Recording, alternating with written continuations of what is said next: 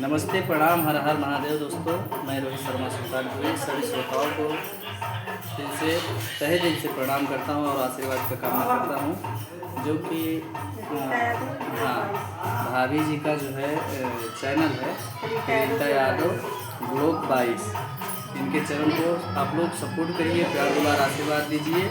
और एक छोटा सा गीत हम भाभी जी के इस ब्लॉग में गा दे रहे हैं, अच्छा लगे तो इनके चैनल को सपोर्ट और लाइक दोनों कीजिए और सब्सक्राइब भी कीजिए। और कहना है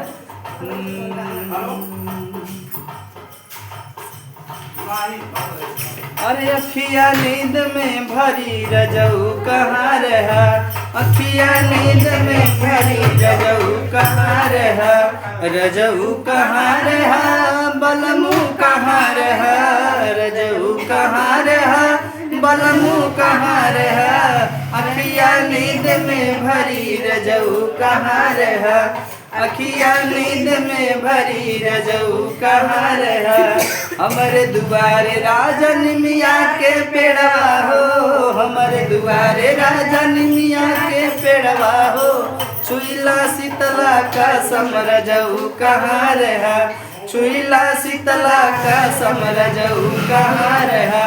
तो आप लोग भाई लोग और बंधु लोग सभी से हम प्रार्थना करते हैं कि आप लोग जो है अपने छोटे भाई को और भाभी के चैनल को सपोर्ट करिए। बहुत सारा प्यार आशीर्वाद, धन्यवाद। हर हर महादेव।